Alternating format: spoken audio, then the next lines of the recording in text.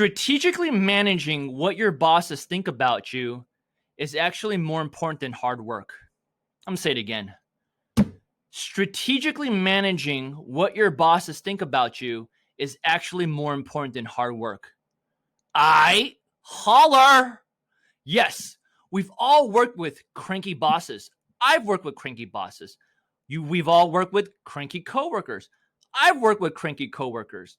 We've all worked for the type of people that give you stomach ulcers. Oh, yeah. So, right now, when you're working from home, you're probably wondering, why do I have to manage what my bosses think about me if I'm working from home? Well, you're going to have to manage your reputational credit score with your bosses. Your reputational credit score. Because when this virus is over and it's time to hand out some raises and promotions, you want to make sure you're in front of the line inside their brains, all right? So this is what I want you guys to do. This is what we're going to cover. I want you to ask your bosses for an estimate of how much deep work and how much shallow work they want you to get done. How much deep work and how much shallow work. Let's cover this. Shallow work is pretty much administration, busy bee work, answering emails, phone calls, attending Zoom meetings. It's things that don't require a lot of brain power, man. So if you're lacking brain cells, this is good news for you. Deep work is the opposite. It's like research assignments. It's assignments that require a lot of thinking on your part. Okay, so it could be research, ad hoc reports, intense spreadsheets, etc. My advice is this.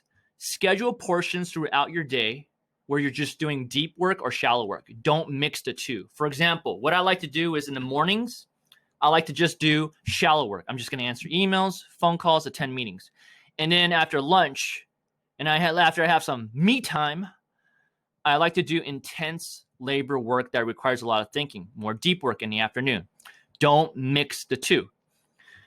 Now, I think you should have this conversation out of the way with your bosses about how much deep work and shallow work, because it's going to set the tone for expectations.